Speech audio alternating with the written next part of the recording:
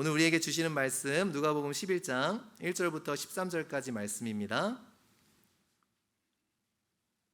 누가복음 11장 1절부터 13절까지 말씀 우리 함께 교독하시겠습니다. 제가 먼저 1절을 읽겠습니다. 예수께서 한 곳에서 기도하시고 마치심에 제자 중 하나가 여짜오되 주여, 요한이 자기 제자들에게 기도를 가르친 것과 같이 우리에게도 가르쳐 주옵소서. 기도할 때 이렇게 하라. 주여, 이름이 거룩히 여김을 받으시오며 우리에게 날마다 일용할 양식을 주시옵고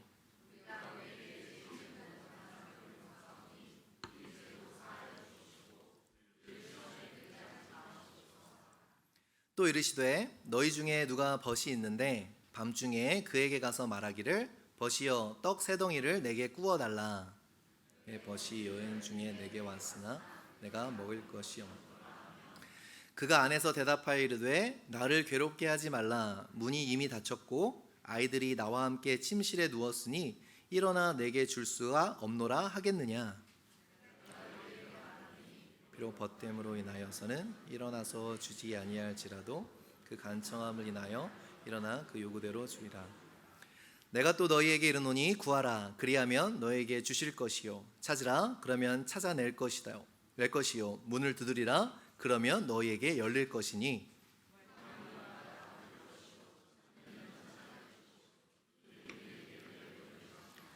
너희 중에 아버지 된 자로서 누가 아들이 생선을 달라 하는데 생선 대신에 뱀을 주며 같이요, 너희가 악할지라도 좋은 것을 자식에게 줄 줄 알거든 하물며 너희 하늘 아버지께서 구하는 자에게 성령을 주시지 않겠느냐 하시니라. 아멘. 오늘 본문 잘 따라오셔야 돼요. 뭔가 내용이 많죠. 그리고 좀 아리송한 부분들이 있죠. 그래서 오늘 성경을 가지고 오신 분들은 성경을 펴보시면 도움이 될 것 같아요. 큰 그림을 좀 나누어 보았으면 하는데요, 한눈에 들어와야, 본문이 한눈에 들어와야 조금 더 이해가 수월할 수 있을 것 같습니다. 아무튼 오늘 잘 따라오셔야 돼요. 알겠죠? 여러분 혹시 간절히 기도하다가 낙심해 본 적 있으신가요? 왜 없으시겠어요, 그죠? 실은 간절한 마음으로 기도하다 보면 그 간절한 만큼 상심과 좌절이 클 때가 있습니다. 간절했기 때문에 그 간절한 기도가 이루어지지 않을 때 마음이 낙심되고 상심할 수 있다라는 것이죠. 제가 청년부 사역을 섬길 적에 청년들의 수련회를 위해서 정말 간절하게 기도하면서 준비했었어요. 저는 40일 작정 기도를 하고요. 그리고 저희 아내는 수련회 전에 3일 동안 금식을 하면서 수련회를 준비했습니다. 우리 목회자들이 수련회 준비할 때 진짜 간절한 마음으로 하거든요.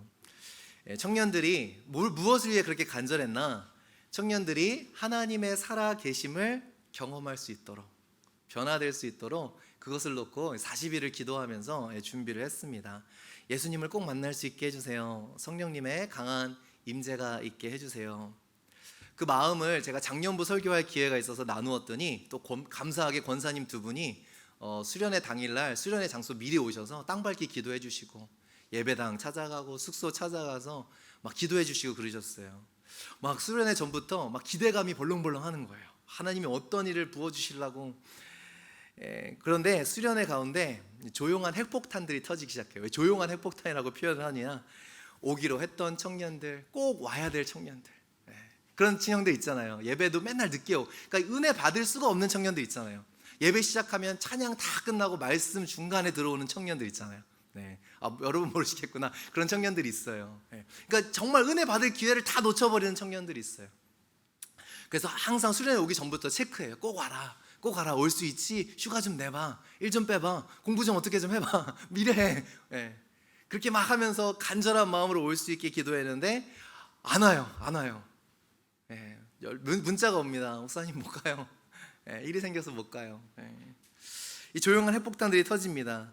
또 어떤 청년은 찬양 중에 나가는 거예요. 그래서 나중에 다시 안 들어와요. 전화해보니까 청년들끼리 게임하다가 시험에 들어갔고 자기의 굉장히 그 컴플렉스 같은 부분이 있는데 그 부분이 건드려져 갖고 저 도저히 예배가 안 돼서 그냥 집에 갔노라고. 정말 기도한 만큼 이 영적인 핵폭탄들이 터지는데 그토록 바라고 기도했던 영적인 부흥은 일어나지가 않았어요. 소위 말하는 은혜로운 수련회 이기는 했는데 이 영적인 브레이크스루가 일어나지 않았습니다. 얼마나 마음이 낙심이 되든지 목회 그만둬야 되나? 하나님, 제 기도가 이렇게 능력이 없나요? 간절했던 만큼 좀 마음이 복잡했습니다. 그 마음을 추스리고 다시 기도한다는 거 쉽지 않더라고요. 여러분도 그러시죠? 간절하게 바라고 쏟았던 만큼 그 마음을 추스리고 다시 기도한다는 것은 그렇게 쉬운 일은 아닌 것 같습니다. 그래서요, 때로는 우리가 기도하면서도 될 거야 라는 기대감보다 안 될 거야 라는 체념을 하고 기도할 때가 훨씬 많아요. 너무 적나라하게 얘기 들었나요? 네. 여러분, 기도하면서 정말 될 거야 막 하면서 기대하면서 기도하는 것보다 실은 신앙적인 어떤 모멘텀 때문에 해오던 것 때문에 기도는 하지만 그렇게 기대하고 바라지 않는 편이 마음에 편할 때가 있죠. 왜요? 또 기대했다가 안 되면 마음에 더 실망할 수 있으니까요. 그래서 예방주사처럼 이 최소한도로 실망감으로 괴로워하진 않기 위해서 기도하지만 그렇게 기대하고 기도하지 않는 모습들이 우리 가운데서 많이 발견이 되더라고요. 정말 우리가 기도의 진심이라면, 정말 기도하는 분들이라면 꼭 마주하게 되는 불편한 진실이 있습니다. 그것은요, 우리가 받은 기도 응답 셀 수 없이 많아요. 그거 진실이에요, 그죠? 그런데 또 다른 불편한 진실은 무엇인가? 그에 못지않게 응답받지 못한 기도도 상당히 많을 거예요. 그죠? 하나님이 정말 해주신 기도 응답도 상당히 많지만 냉정하게 돌아보면 내가 기도했던 대로 안 된 것도 적지 않다라는 거죠. 그게 불편한 진실이에요. 간절히 기도했지만요, 저에게도 열리지 않았던 수많은 길들이 있고요. 간절히 기도했지만 교회가 찢어졌고요. 간절히 기도했는데 조각난 마음들이 있고요. 제가 섬기는 영혼들의 건강 위해서, 그의 가정 위해서 간절히 기도했는데 어긋난 경우들이 있습니다. 간절히 기도했는데 방황하는 자녀들 있죠? 간절히 기도했는데 낫지 않는 병들이 있더라고요. 어떻게 설명해야 될까요? 하나님의 뜻이 있겠지라고 어깨를 툭툭 두드리고 마음을 추스리고 나아가지만 속으로는 항변하고 싶죠. 이게 어떻게 하나님의 뜻이냐고요. 내 가족이 아픈 게, 내 직장이 이렇게 된 게 어떻게 선하신 하나님의 뜻일 수 있냐라고요. 마음에 불쑥불쑥 올라오기도 한다라는 거예요. 그래서 어른들은 체면 때문에 잘 이야기 안 하시는데요, 어린아이들, 제가 또 다음 세대 사역을 오래 해왔잖아요. 어린아이들은 서스럼 없이 물어요. 목사님, 기도하면 달라져요? 안 달라지던데요. 아이들은 솔직하잖아요. 네. 아이들은 솔직해요. 여러분 어떻게 생각하세요?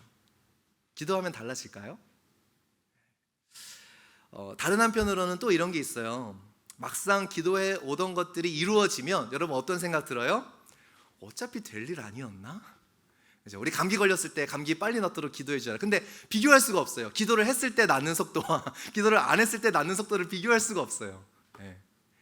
그러니까 우리는 기도해서 났음에도 은근히 이런 생각이 들어요. 원래 될 직장이 된 것 같고, 원래 졸업할 때가 되니까 졸업한 것 같고, 원래 이게 얻어져야 되는 때니까 얻어진 것 같고, 기도를 간절히 한 건 맞은데 막상 되다 보면 이게 원래 이루어질 일들이 이루어진 건 아닌가? 이게 정말 기도 때문에 된 것인가? 이러한 생각이 들 때가 있죠.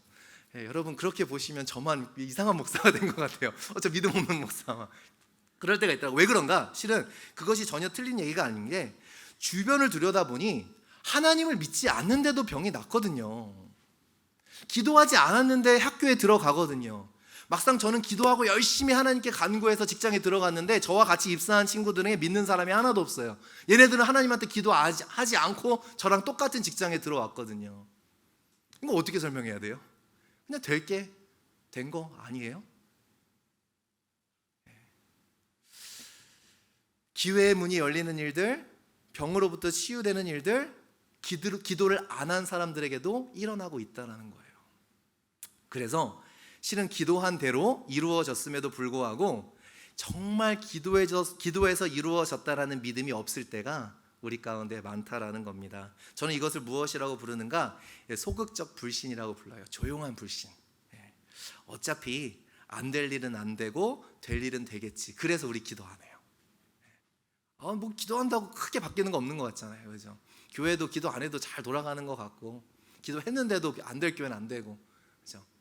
우리의 인생도 그렇고, 이것을 저는 조용한 불신이라고 부릅니다. 점점 기도라는 것이 내 삶과 동떨어진 것이 되어버려요. 기도의 능력을 부정하진 않아요. 기도하는 사람들을 여전히 존중합니다. 근데 정작 내 삶에서는 그렇게 기도가 간절해지지 않아요. 기도를 인정하지만 정작 기도의 무릎은 꿇지 않습니다. 여러분 어떻게 생각하세요? 기도 한 대로 안 되어도 기도 응답에 대한 확신이 없고, 기도 한 대로 되어도 이게 기도 때문에 된 건가 확신이 없고, 기도 응답이라는 것은 도대체 뭘까요? 어떤 것이 기도 응답이고 어떤 것이 기도 응답이 아닌 걸까요? 이 적지 않은 응답받지 못한 기도에도 불구하고 왜 우리는 기도를 해야 될까요? 기도한다고 모든 것이 100% 되는 것은 아닌 것 같은 생각이 드는데, 그럼에도 우리는 왜 기도를 해야 될까요? 과연 기도는 맹목적인가요? 블라인드 페이스인가요? 기도엔 정말 능력이 있나요? 기도란 무엇일까요? 실은 오늘 본문이 여기에 대해서 너무나 핵심적인 부분을 다루어 주고 있다는 겁니다. 이제 여러분 저를 잘 따라오셔야 되는데요. 오늘 진짜는 이거를 세 차례 설교를 해야 되는데 각 부분은 제가 안 보고요. 누가복음에서 특별히 지금 무슨 얘기를 하고 있나, 마태복음과 비교해서 어떠한 강조점이 다른가에만 오늘 초점을 맞춰서 여러분들에게 말씀을 전해보도록 하겠습니다. 잘 쫓아오셔야 돼요. 긴장되시죠? 뭘 하길 이게. 오늘 본문은요, 예수님을 향한 제자들의 요청으로 시작이 돼요. 기도를 가르쳐 달라는 요청입니다. 우리 1절 한번 읽어보겠습니다. 시작. 예수께서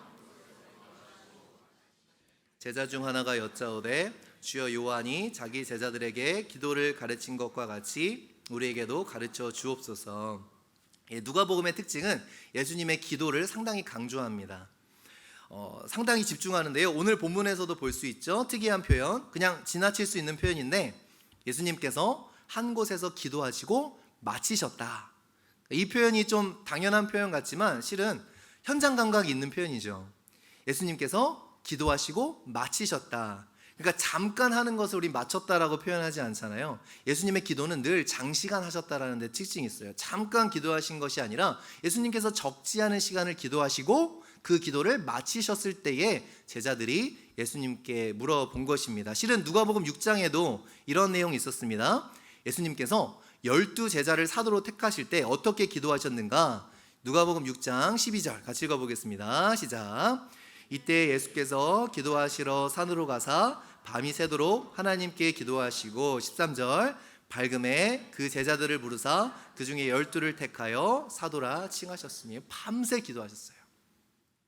왜 예수님께서는 이렇게 긴 호흡으로 기도하셨을까요? 실은 가장 기도를 안 해도 되는 분이 있다면 예수님이겠죠. 하나님과 하나시니까, 하나님께 뭐 물어볼 이유도 없고 전능하시니까 가장 기도를 안 해도 될 분이 있다면 바로 예수님인데, 예수님 왜 이렇게 기도를 하실 때마다 긴 시간, 긴 호흡으로 기도를 하셨을까? 우리가 그 점을 유의해서 보아야겠습니다. 잘 생각해 보면요, 예수님의 어떠한 기도를 배우고 싶었던 것인가? 예수님은 어떠한 기도를 하시고 왜 기도하셨을까요? 오늘 제자들에게 기도를 가르쳐 주시죠. 그것이 오늘 본문 2절에서 4절인데요 읽어보진 않겠습니다. 근데 여러분 아시다시피 마태복음 6장에 기록된 주 기도문과 똑같죠, 내용이. 근데 좀 추각형으로 이렇게 되어 있습니다. 그러니까 마태복음을 유의해서 보셔야 돼요. 오늘 첫 번째 단락이 어때요? 2절부터 4절까지 마태복음 6장에 나오는 주 기도문과 똑같은 내용이 있어요. 그리고 그 중간에 마태복음에는 없는 어떠한 한 스토리를 이야기해 주십니다. 이 스토리가 굉장히 중요하겠죠. 왜요? 이 주기도문을 어떤 형태로, 어떠한 렌즈로 이해해야 될지를 말해주는 스토리이기 때문에 그래요.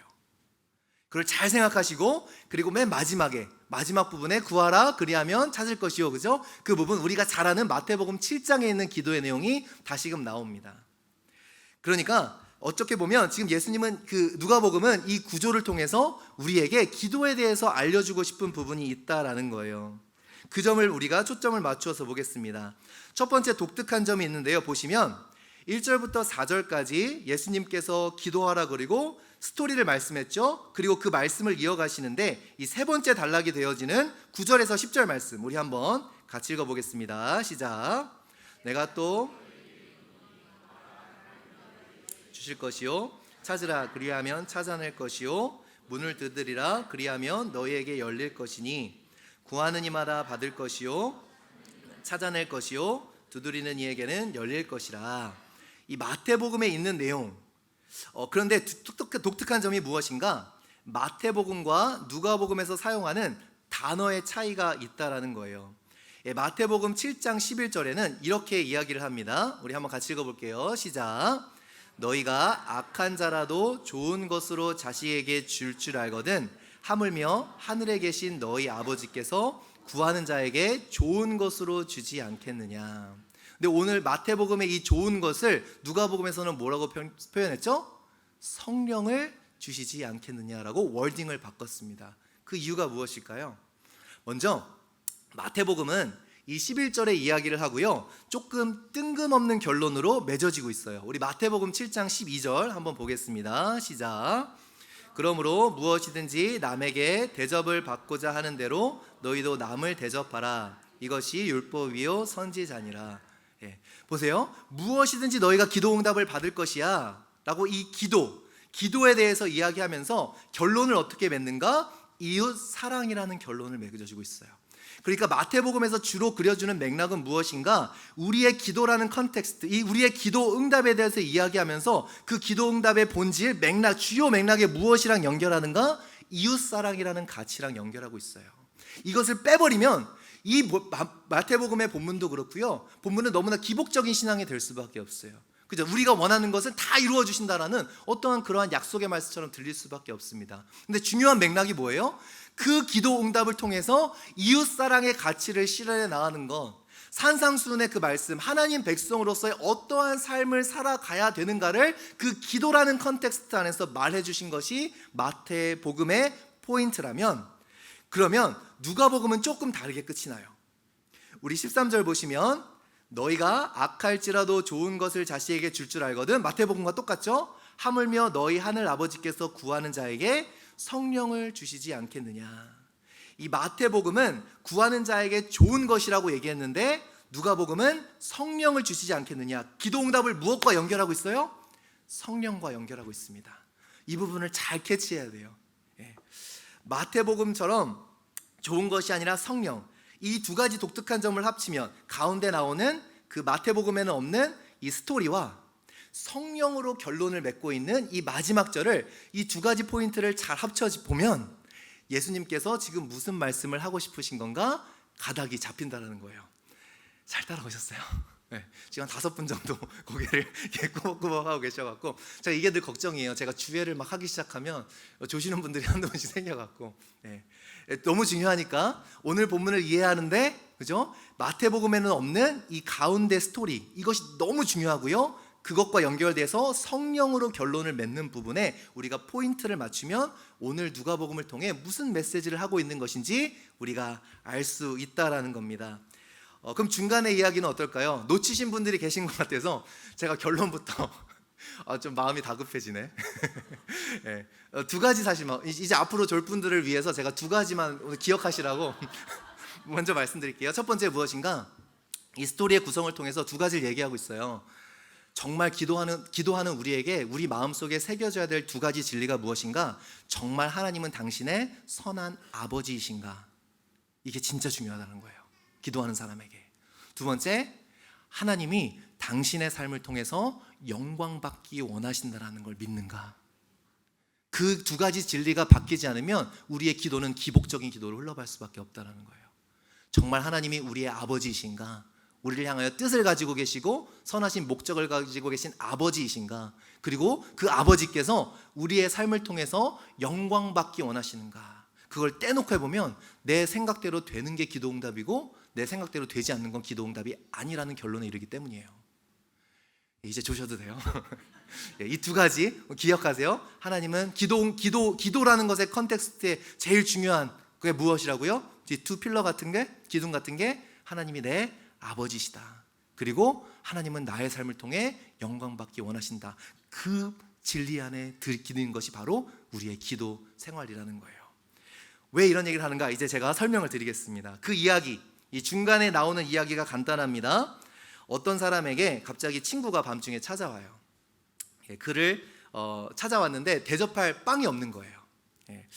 우리한테는 좀 이상하죠. 밤중에 다른 사람 집에 그렇게 가는 게 어디 있어요, 그죠? 근데 고대근동에는 흔하게 있었던 일이에요. 왜냐하면 한낮에 너무 더우니까 이렇게 여행을 하기가 힘들잖아요. 그래서 주로 이렇게 해가 지고 한 중천에 해가 떠 있을 때가 아니라 아침 일찍 아니면 저녁 때쯤 이렇게 길을 떠나는 것이 흔한 모습들이었다라는 거예요. 그래서 늦게 도착하게 되는 거죠. 근데 그 친구를 대접할 빵이 없는 거예요. 식사가 없습니다. 그래서 자기의 이웃을 찾아가서 자초지경을 설명하면서 빵을 좀 나누어 달라라고 부탁하는 거예요. 그러니까 예수님이 이렇게 말씀하시는 거예요. 그럼 그 이웃은 어떻게 하겠니? 야, 이 늦은 밤중에 지금 뭐 하는 짓이야?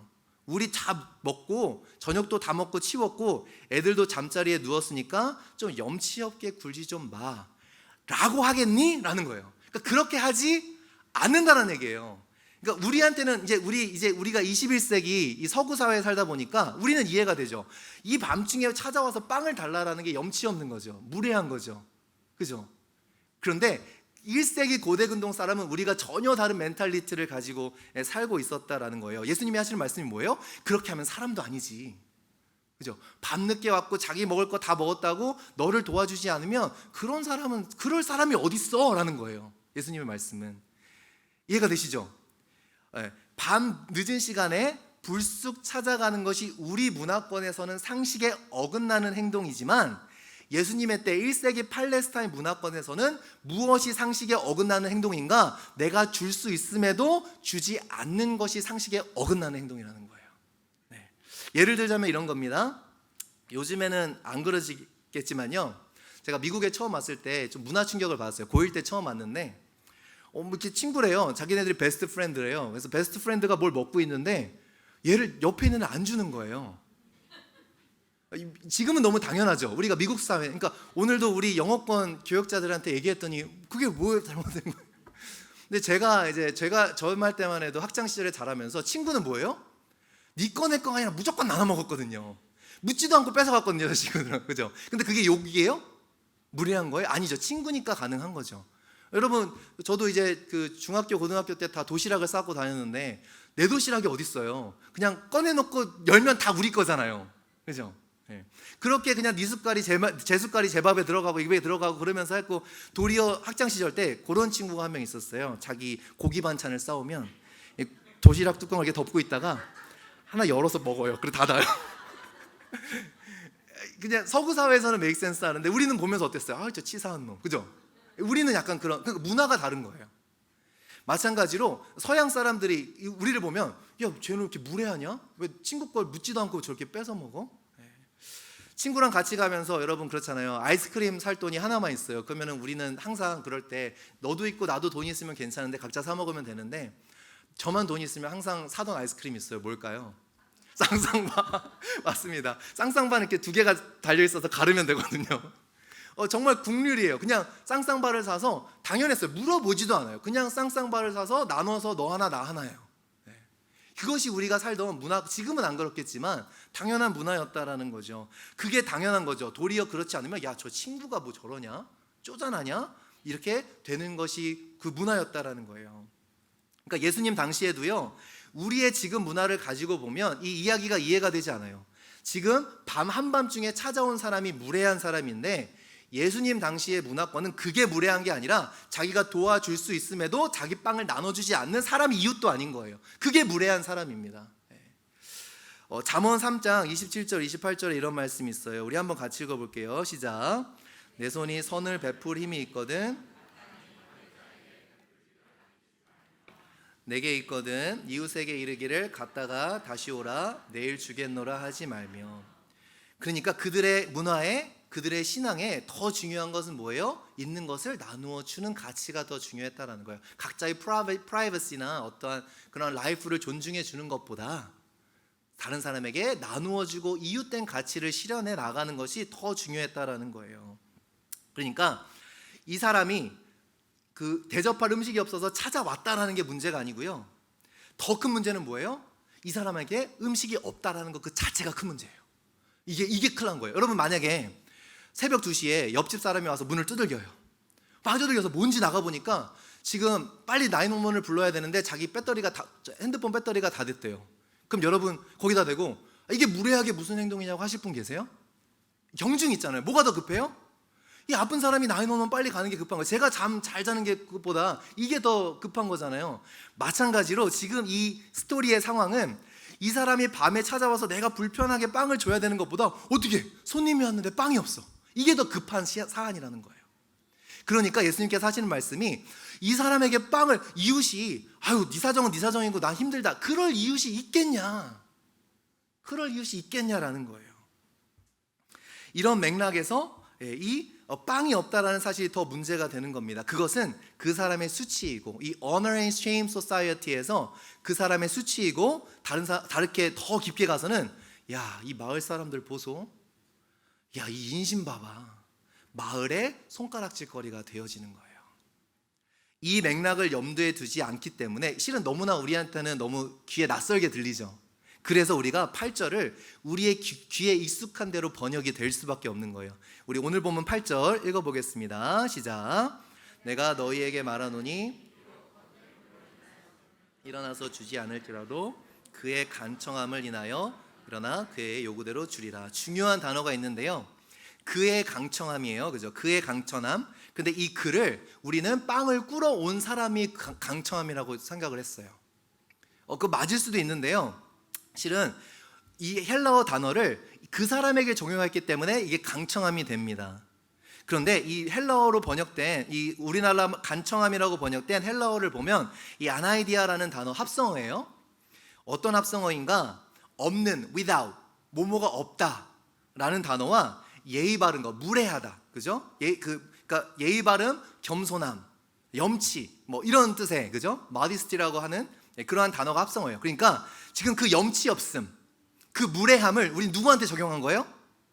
빵을 꾸러 온 사람한테 적용해서 그냥 무례하게 그냥 끈질기게 강청하면 들어줄 거야 라는 식으로 우리가 접근을 했잖아요. 그런데 이거를 이 그의, 여태까지 실은 7절 8절에서 그는 계속 이 이웃을 이야기하고 있거든요, 그 대명사는. 근데 갑자기 저 사람한테 적용을 하는 거예요. 근데 이거를 좀 더 컨시스턴하게 이 사람에게 적용하면 이 강청함은 뭐예요? 어떻게 번역될 수 있어요? 그 사람의, 그 꾸러온 사람의 뻔뻔한 무례함이 아니라 이 사람의 뻔뻔한 무례함. 그러니까 내 이웃이 어떠한 처한 상황 때문이라기보다 그 사람의 처한 것을 내가 도와주지 않았을 때 그 사람들이 그 사회적으로 가지고 있었던 통념들, 관념들, 야, 저 사람 인색한 사람이네, 안 되는 사람이네, 못 쓸 사람이네, 그 뻔뻔함과 수치심이, 그죠? 그 사람에게는 있어서는 안 되는 것이기 때문에 도와주겠다라는 거예요. 따라오셨어요? 좀 어렵죠? 제가 그럴 줄 알긴 했어요. 좀 어려워. 다시 말하자면 이 강첨함이라고는 의역이 된 거고요, 이 단어 자체는 뻔뻔한, shamelessness, 뻔뻔한 무례함인데, 이 문화권에서는 빵을 꾸러 온 사람이 뻔뻔한 게 아니라 빵을 주지 않는 사람이 뻔뻔한 사람인 거예요. 그러니까 그 뻔뻔한 사람이 되지 않으려고, 그죠? 나 빵을 기꺼이 나눠주지 않겠냐 라는 이야기를 하고 있다는 거예요. 어떤 우정이나 의리라는 가치도 중요하지만 그 문화권에서 중요하게 생각하던 영광과 수치의 그러한 맥락에서 주지 않는 것은 손가락질 받을 일이기에 자기의 수치가 되지 않기 위해요, 자기의 honor, 자기의 영광을 위해서 기꺼이 빵을 내주지 않겠냐라는 거예요. 그러니까 예수님의 말씀이 이해가 되죠. 기도 응답이라는 건 하물며 너희 하나님께서, 너희 아버지께서 그분의 이름에 수치가 되는 일을 하시겠는가? 우리가 기도 드릴 때에 하나님께서 응답하시지 않는 것이 그분에게 수치가 될까요? 하나님은 누구보다 하나님의 영광에 대해서 진심이신 분이잖아요. 절대로 타협하지 않는 것이 하나님의 영광인데, 우리는 우리의 생각대로 하나님의 어떻게 영광을 받으셔야 되는지 우리는 생각하죠. 그러나 하나님이 우리가 기도 응답 받지 못하면 하나님이 손해일 것 같고 하나님의 이름에 먹칠할 것 같은데 아니라는 거예요. 하나님께서 하나님의 영광을 가장 신경 쓰시고 가장 열심히신 분인데 그들의 자녀를 통해 하나님이 수치를 받게 하시겠냐라는 거예요. 마태복음에서는 주기도문, 기도응답을 이웃사랑이라는 가치와 연결했다면, 이제 누가복음에서는 주기도문과 기도응답을 하나님의 명예와 연결짓고 있다는 거예요. 하나님의 영광과. 그러니까 나중에 다른 단어로 맺어지는 게 이해가 되시죠? 마태복음에서는 가장 좋은 것을 주시지 않겠느냐, 누가복음에서는 하나님의 영광, 성령을 주시지 않겠느냐. 그렇다면 이제 우리의 본론으로 들어올게요. 예수님은 왜 그렇게 오래 기도하셨을까요? 확신이 없어서? 예수님이 하나님 목 비틀어 갖고 팔 꺾어 갖고 필요한 걸 받으시려고? 아니죠. 예수님은 무엇을 위해서 밤새 기도하셨을까요? 바로 하나님의 영광을 위해서. 여러분은 무엇을 위해 그렇게 기도하세요? 여러분이 바라는 기도 응답은 무엇인가요? 그 기도 응답 가운데 하나님의 이름의 영광을 위한 것이 있습니까? Yes, No, Wait라는 기도 응답의 카테고리는 어쩌면 기도의 고귀함을 너무 작게 만들어 버렸어요. 우리의 시간, 우리의 뜻의 프레임에 맞추어서 Yes, No, Wait가 되는 거잖아요. 우리의 삶 가운데서, 우리의 삶의 수많은 문제 가운데서 하나님의 영광이 나타나지는 것, 성령이 우리의 삶에 역사하시는 것, 우리의 기도는 바로 이 참된 가치를 구현해내기 위한 노력인가요? 아니면 그냥 내가 원하는 것을 주님 앞에 아뢰는 것 뿐인가요? 이게 정말 중요하면요, 정말 하나님께서 나의 삶을 통해, 그래서 제가 아까 두 번째 드렸던 질문이죠, 정말 하나님이 우리의 삶을 통해 영광 받으시길 원한다라는 것이 내 마음에 심겨지면요, 우리의 기도가 어떻게 될까요? 달라질 수밖에 없는 거죠. 우리가 기도하지 않는 이유는 뭐예요? 엄연히 얘기하자면 하나님의 영광 따위 관심이 없어서 기도 안 하는 거예요. 그것이 정말 중요한 가치가 되어진다면, 하나님의 영광이고 뭐고 그냥 내 삶이 그런 정도가 아니라 정말 하나님의 뜻이, 하나님의 나라가 나를 통해 주님께서 영광 받는 것이 중요해진다면 우리는 기도의 무릎을 꿇을 수밖에 없어요. 왜요? 우리의 힘으로 그렇게 할 수가 없거든요. 성령님이 필요할 수밖에 없거든요. 우리의 기도는 무엇을 위한 기도인가요? 무엇을 위해 몸부림치고 계신가요? 정말 하나님께서 나의 삶을 통해 영광 받는 것이 중요하면 우리의 기도의 모습은 달라집니다. 기도의 내용도 달라져요. 기도 응답에 대한 시각도 달라져요. 해결되지 않는 문제 소용없어, 그냥 뜻이 있겠지, 체념하는 것이 아니고요, 이것을 통해 반드시 하나님의 영광이 드러나리라. 결코 그 자녀로 하여금 수치를 당하지 않게 하시는 하나님의 사랑에 기대며 나의 실패도 하나님의 영광이 되어줄 수 있다면, 나의 아픔도 그분 나라의 영광을 드러낼 수 있다면 우리는 그것을 위해 기도하게 된다는 것이죠. 시편 25편 3절 같이 한번 읽어보겠습니다. 시작. 주를 바라는 자들은 수치를 당하지 아니하려니와 까닭없이 속이는 자들은 수치를 당하리라. 다니엘의 세 친구가요, 다니엘서에 느부갓네살 왕에게 말합니다. 느부갓네살 왕이 금신상을 만들어 절하게 하죠. 절하지 않으면 맹렬한 풀무불에 던져버리겠다라고 이야기합니다. 그때 그들의 대답이 이렇습니다. 다니엘 3장 17절 같이요. 시작. 왕이여, 우리가 섬기는 하나님이 계신다면 우리를 맹렬히 타는 풀무불 가운데서 능히 건져내시겠고 왕의 손에서도 건져내시리이다. 엄청난 기도죠. 기도 응답에 대한 확신이 있죠. 그런데요, 우리 수준에서 그렇게 보면 좀 이상한 말을 해요. 다음 절 어떻게 됩니까? 시작. 그렇게 아니하실지라도 왕이여, 우리가 왕의 신들을 섬기지도 아니하고 왕이 세우신 금신상에게 절하지도 아니할 줄을 아옵소서. 뭐예요? 갑자기 기도에 대한 확신이 흔들린 거예요? 뭐죠? 우리를 반드시 건져낼 것일 거라, 반드시 기도 응답하실 거라고 했던 그 확신이 갑자기 사라져 버린 거예요? 아니요, 우리가 생각하는 기도 응답보다 더 높은 차원의 기도 응답에 대해서 얘기하고 있는 거예요. 갑자기 그러 아니하실지라도 라는 것은 그들이 가진 확신이 흔들려서가 아니라, 그들의 확신은 어떠한 일이 벌어질 것에 대한 확신이 아니라 그들이 기도하는 하나님에 대한 확신이라는 거예요. 하나님이 우리를 구해줄 것이라는 확신도 큰 확신이지만, 그것도 큰 믿음이지만, 그러나 하나님의 뜻과 그분의 영광을 위해서라면 죽음도 마다하지 않겠다라는 것이 진짜 기도 응답 중에 응답이라는 거예요. 우리 마음대로 뭐가 되고 안 되고가 아니라 내 삶이 주님께 드려질 수 있도록 기도하는 거, 하나님은 반드시 건져낼 수 있는 하나님인데 그것이 하나님의 뜻이 아니라서 내가 죽는다면 let it be, 나는 죽겠다고. 그냥 그래도 나는 겁나지 않는다고. 누구에 대한 확신이에요? 하나님에 대한 확신이에요.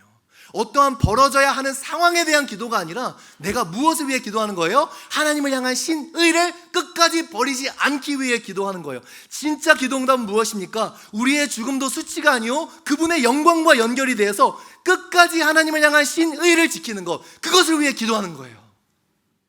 끝까지 하나님께 신실하기 위해서. 우리가 좀 원하는 것을 우리 타이밍에 우리 마음대로 되고 안 되고의 문제가 아니라 왜 기도를 끝까지 해야 돼요? 성령의 능력이 없이는 우리는 끝까지 갈 수 있는 사람들이 아니기 때문에.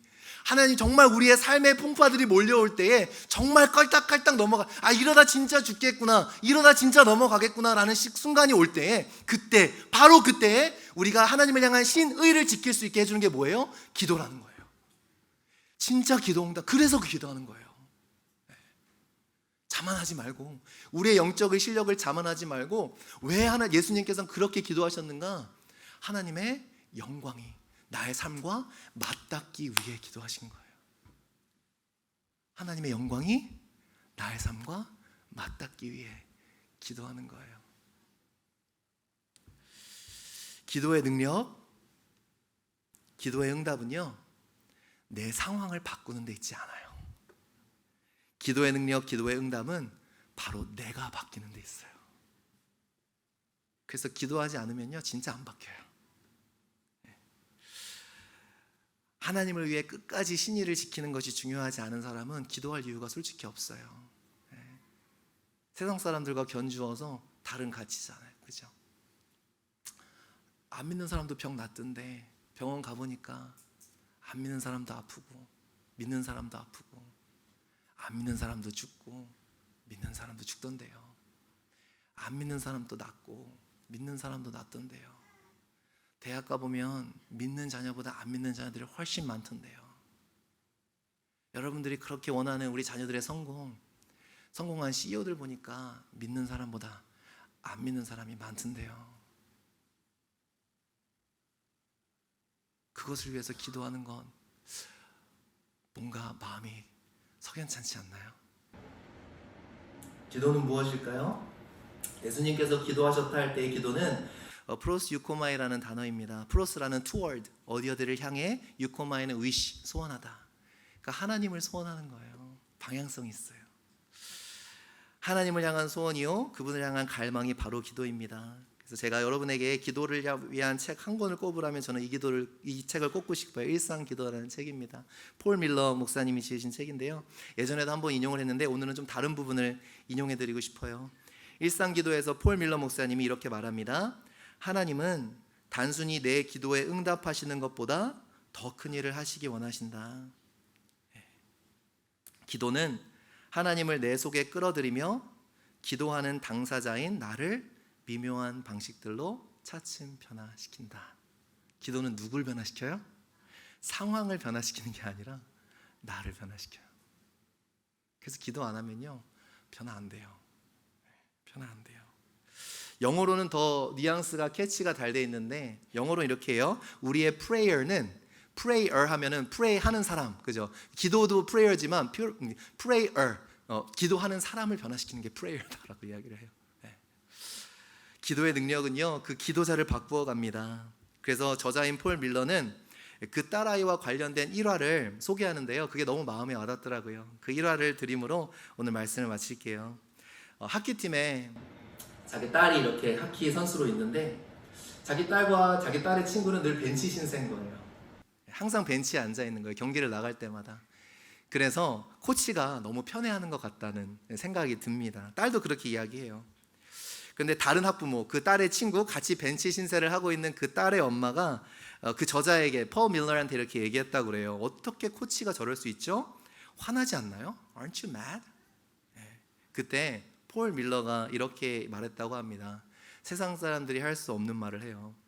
운동장보다 벤치에서 아이는 하나님을 훨씬 많이 배울 것입니다. 기도하는 사람은 달라요. 우리는 어떻게 하면 제가 그 경기 시간을 얻고, 그죠? 어떻게 하면 나가서 뛰게 할까인데, 그 기도하니까 뭐가 달라져요? 삶의 목표가 달라지고 시각이 달라지는 거예요. 자기 딸이 하키 경기에 나가서 좀 하키를 치는 게 문제가 아니라 더 큰 걸, 더 빅픽처를 보게 되는 거예요. 뭐예요? 이 아이가 하나님의 자녀로 굳건히 자라나는 것을 보게 되는 거예요. 그것을 위해서 아마도 지금 밖에 나가서 뛰는 시간보다 벤치에 앉아있는 시간이 더 유익할 수 있겠다라고 이야기를 합니다. 참된 기도는요, 이렇게 우리의 생각과 시각을 하나님께로 맞추게 해요. 우리는 그렇게 기도하죠. 하나님, 우리 딸내미가 빨리 뛸 수 있게 좀 도와주세요. 그죠? 우리의 기도는 그럴 거예요. 하나님, 우리 자녀들 지금 빨리 문제를 해결해 주세요. 하나님이 그 자녀를 지금 어떻게 빚어가시는지에 대한 문제가 아니라 우리는 근시안적으로 이 대학 꼭 들어가야 됩니다. 이 직장 꼭 들어가야 됩니다. 이것 꼭 해내야 됩니다. 그것을 우리의 기도로 삼을 때가 너무 많다라는 거예요. 근데 하나님은 기도하는 자들에게 뭘 보여주세요? 큰 그림을 보여주세요. 진짜. 그래서 기도하지 않으면 그냥 일희일비 하나하나 그냥 쫓아가다 정신없이 끝나버리는 싸움이 될 수밖에 없는 거예요. 기도의 가장 큰 축복은 뭐예요? 진짜 기도 응답 중에 응답은 뭐예요? 기도를 통해 내 생각과 내 시각과 내 마음이 바뀌는 게, 그게 진짜 기도 응답이에요. 그분께 내 인생을 맡겨드리는 것. 동일한 책에서 폴 밀러는 어떤 믿지 않는 사람의 입에서 나온 말을 인용해요. 믿지 않는 사람이 말하는 겁니다. 종교가 있는 친구들, 그러니까 기도하는 친구들을 보며 그녀는 이런 생각을 한다. 그들은 영이 넓다. 왜요? 성령의 사람들이니까. 냇가를 걸을 때도 바위로 떨어지는 물만 보는 게 아니라 그 광경 때문에 황홀한 기쁨에 차오른다. 내게는 그저 졸졸 흐르는 냇물밖에 보이지 않는데, 그들은, 기도하는 자들은 세상 넘어 희망의 세계를 보는 것이다. 나는 무언가를 놓치고 있는 것 같다. 무슨 말이에요? 기도하지 않는 사람들은 기도하는 사람이 볼 수 있는 걸 절대로 못 봐요. 그러니까 우리가 보고 있는 것을 위해서 기도하는 게 아니라 기도를 통해 우리가 보지 못하던 것들을 하나님께서 보여주신다는 거예요. 그러므로 우리의 기도는 뭐예요? 세상 사람들이 바라보는 것을 같이 바라보면서 기도하는 게 아니라 세상 사람들이 볼 수 없는 것을 우리는 기도하면서 세상 사람들이 무엇을 미싱하고 있는가를 우리의 기도 생활이 나타내 줘야 된다는 거예요. 이게 진짜 기도 응답이라는 겁니다.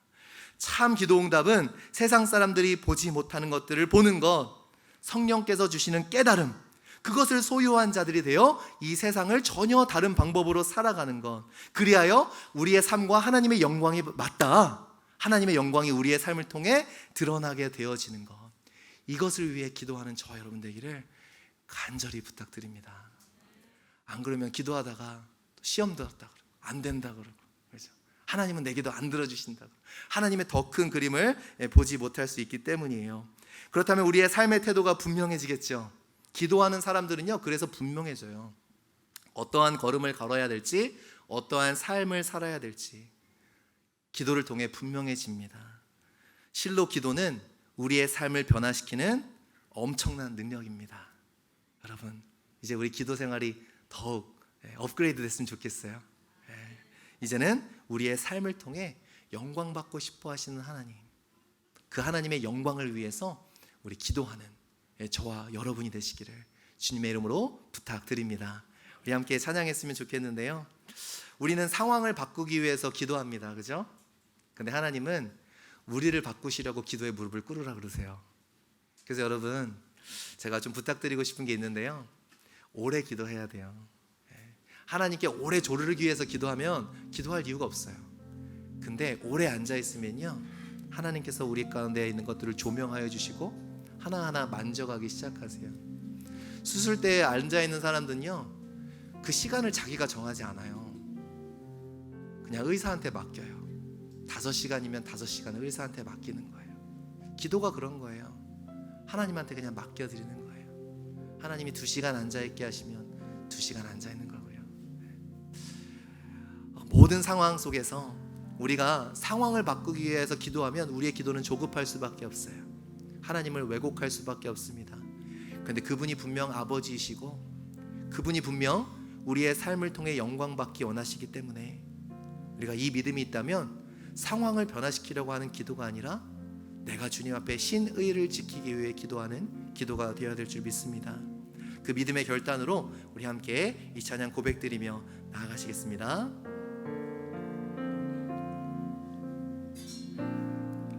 모든 상황 속에서 주를 찬양할지라. 주는 너의 큰 상급, 큰 도움이시라. 주의 얼굴 구할 때, 이것이 우리의 기도이죠. 주의 영을 부으사 크신 사랑 안에서 주를 보게 하소서. 내 영혼이 확정되고 내 영혼이 확정되고 확정되어 싸우니 믿음의 눈 들어 주를 바라봅니다. 내 영혼이 확정되고 확정되어 싸우니 믿음의 눈 들어 주를 바라. 우리 한 번 더 고백합니다. 모든 상황 속에서, 모든 상황 속에서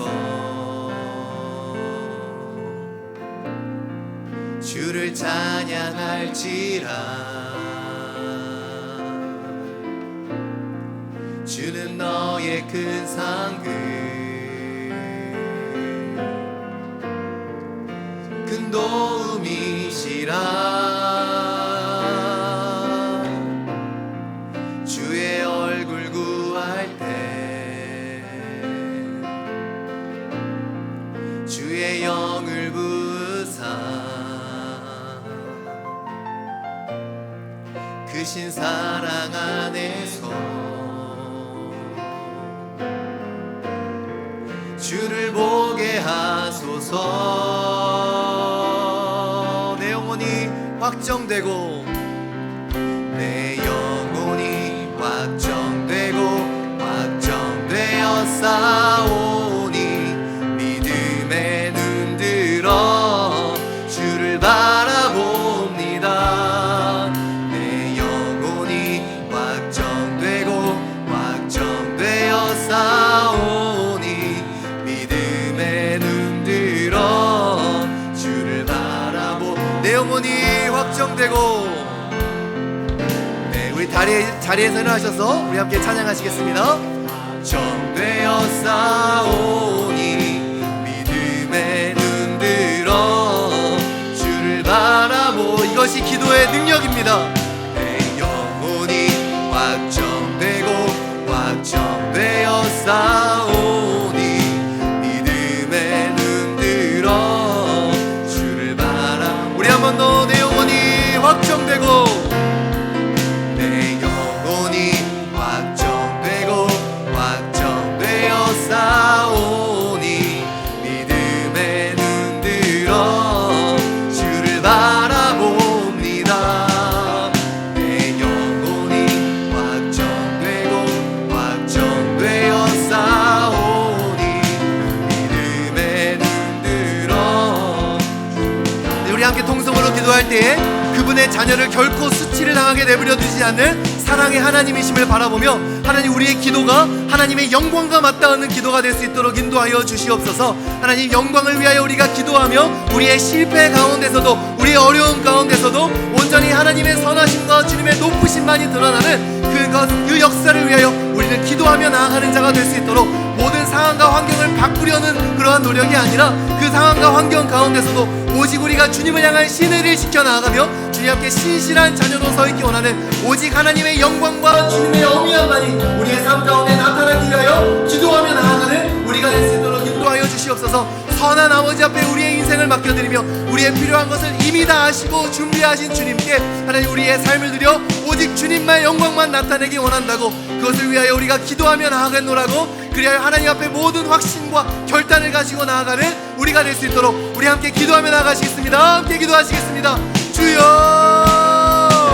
하나님, 그렇습니다. 하나님 아버지, 하나님 우리의 기도 아버지 하나님 주님 앞에 아버지 우리의 뜻을 관철시키려 했던 아버지 하나님, 정말 그러한 아버지 얄팍한 수준으로 우리의 기도를 생각하였던 우리의 모습들을 용서하여 주시옵소서. 하나님 그저 아버지 우리의 뜻을 하나님께 아버지 하나님 말하고 아버지 하나님 우리가 바라는 것들을 이루어내는 것이 기도에 멈춰 있었던 아버지 하나님 우리의 모습들을 주님 불쌍히 여겨주시고, 하나님 우리 듣는 자들의 기도를 통하여 믿지 않는 자들에게 단순히 그들이 추구하는 것을 같이 추구하며 나가는 것이 아니라 그들이 보지 못하는 이 영적인 비밀스러움에 대해서, 이 영적인 세계에 대해서 그들이 가지지 않은 그 메시지를 우리의 삶으로 살아내는 자들이 될 수 있도록 인도하여 주시옵소서. 우리의 기도가 하나님의 영광과 맞닿았기를 소원합니다. 우리의 연약함 가운데서, 우리의 승리 가운데서, 우리의 모든 상황 가운데서 그것이 그냥 나의 한 사람의 스토리로 끝나는 것이 아니라 하나님의 스토리가 나의 스토리가 되는 것, 나의 스토리를 위해서 하나님께 아버지 하나님 간구하는 아버지 그 순의 믿음을 벗어나 이제는 하나님께서 원하시는 하나님의 영광의 스토리가 나의 삶에 쓰여지기 원하는 간절한 마음으로 하나님 그렇게 하나님 앞에 기도하며 나아가는 자가 되길 수 있도록 인도하여 주시옵소서. 하나님 우리의 영의 눈을 열어주시옵소서. 우리의 힘과 우리의 능력, 우리의 지혜로 깨달을 수 없는 것들을 하나님 성령으로 우리에게 부어주시고 성령으로 말씀하여 주셔서 이 세상 사람들이 결코 흉내낼 수 없는, 이 세상 사람들이 가지지 못한 메시지를 가지고 살아가는 우리가 될 수 있도록 우리의 기도가 그런 기도 될 수 있도록 역사하여 주시옵소서. 그리하여 아버지 하나님 우리에게 필요한 것, 우리가 원하는 것, 우리가 그것을 얻어가며 쟁취하는 싸움이 아니라 아버지 우리의 삶이 하나님의 영광을 드러내는 삶이 되어지도록, 하나님의 나라가 이루어지는 삶이 되어지도록 하나님의 자녀를 통하여 마음껏 영광받고 싶어 하시는 그 하나님의 아버지 하나님 마음이 우리의 마음이 되어 하나님을 향한 끊임없이 믿음과 신의를 지켜내기 위하여 기도에 무릎을 꿇는 아버지 우리의 상황을 변화시키려는 기도가 아니라 우리가 아버지 하나님 내면 깊숙한 곳이 변화되어지는 그런 놀라운 기도 생활이 우리 가운데 있게 하여 주시옵소서. 예수 그리스도께서 그리하셨던 것처럼 주님 앞에 오래 앉아 하나님께서 나의 마음을 다 만지실 때까지, 하나님께서 나를 한 걸음 한 걸음 변화시킬 때까지 나를 주님 앞에 내어드리는 마음이 있게 하여 주시옵소서. 아버지 하나님 수술대에 올라 의사에게 나의 모든 것들을 다 온전히 맡겨드리는, 의사가 필요한 시간만큼 다 맡겨드리는 우리의 기도가 하나님 앞에 우리의 모든 것을 맡겨드리는 시간이 될 수 있도록 인도하여 주셔서 우리의 기도를 통하여 참된 기도의 응답은 하나님 정말 하나님을 위하여 우리가 죽음도 맞이하지 않는 아버지 그러한 주님의 자녀들이 되어지는 것, 그러한 아버지 하나님 다니엘과 새 친구 같은 모습으로 빚어지는 것이 우리의 참된 기도의 응답이 되어질 수 있도록 역사하여 주시옵소서. 주님 간절히 기도하고 원합니다. 아버지 하나님 우리의 모든 연약함을 주님 불쌍히 여겨주시고 하나님의 스토리가 나의 스토리가 될 때까지 하나님은 결코 주님을 의지하며 바라보며 기도하는 자들을 결코 수치를 당하지 않게 하신 하나님이시기에, 우리를 반드시 존귀케 하신 하나님이시기에 아버지 하나님 끊임없이 우리의 아버지 하나님 니스앤 낫을 위하여 기도하는 것이 아니라 하나님의 영광을 위하여 하나님의 나라를 위하여 나의 삶을 드려 기도하는 자들이 될 수 있도록 아버지 하나님 누가복음에서 말씀하신 그 기도의 본질이 우리의 삶에 회복되어질 수 있도록 역사하여 주시옵소서. 하나님 감사합니다. 우리에게 성령을 마음껏 부어주시옵소서. 우리가 기도할 때 하나님 성령을 마음껏 부어주셔서 우리가 이제는 성령의 사람으로 하나님 이 세상에 대하여 하나님의 역사와 하나님의 나라를 증거하는 자들로 훈독할 수 있도록 하나님 우리의 기도를 사용하여 주시옵소서. 주님 그렇게 해주시니 모든 감사를 올려드립니다. 역사하여 주시옵소서. 내 영혼이 확정되고 확정되어 싸우니 믿음의 눈 들어 주를 바라봅니다. 내 영혼이 확정되고 확정되어 싸우니 믿음의 눈 들어 주. 한 번 더 내 영혼이 확정되고 확정되어 싸우니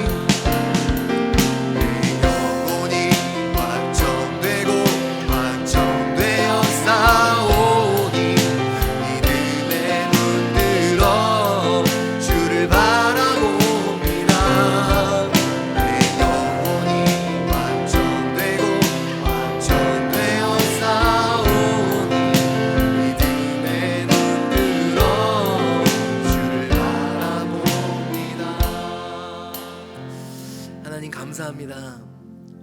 기도 응답을, 또 기도의 목적을 우리가 원하는 것이 이루어지는가 안 이루어지는가에 초점을 맞추다 보니 안 이루어진 것에 대해서도 확신이 없고 이루어지는 것에도 확신이 없고 시간이 지나다 보니 우리의 기도가 미지근해졌음을 용서하여 주시옵소서. 기도의 초점이 빗나가 하나님의 영광을 바라보고 주님 앞에 신실히 서 있기 위하여 기도하는 것인데 빗나갔던 우리의 마음을 용서하여 주시고 이제 다시 하나님의 나라와 하나님의 뜻이 내 삶에 이루어지기 위하여 기도하는 우리가 될 수 있도록 도와주시옵소서. 우리의 기도의 모든 시간이 주님의 영광과 맞닿아있는 시간, 하나님의 영광을 나타내기 위하여 하나님의 영광을 드러내는 도구가 되기 위하여 우리의 삶을 내어드리며 기도하는 우리가 될 수 있도록 도와주시옵소서.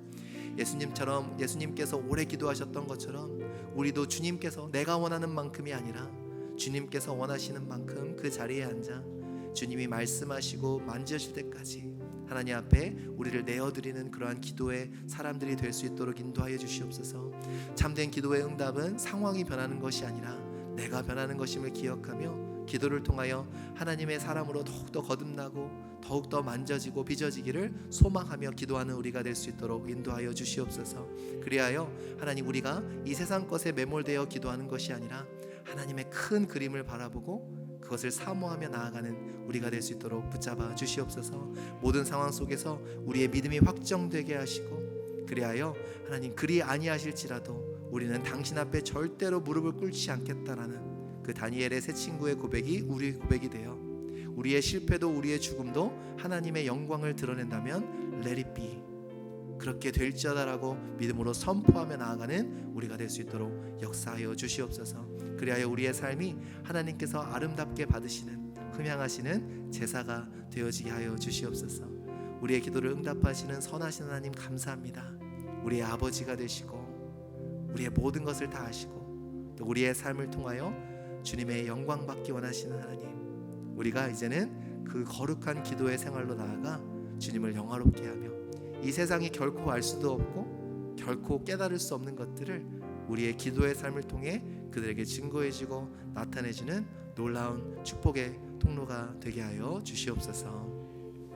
이제는 우리 주 예수 그리스도의 은혜와 하나님의 사랑과 성령님의 교통 내주하심이 참된 기도의 의미를 깨닫고 우리의 기도가 주님의 영광과 맞닿아 하나님의 나라와 하나님의 뜻이 이루어지는 통로가 되기를 간절히 소망하며 나아가는 주의 자녀 머리머리 위에 지금부터 영원토록 함께 하시기를 간절히 축원하옵나이다.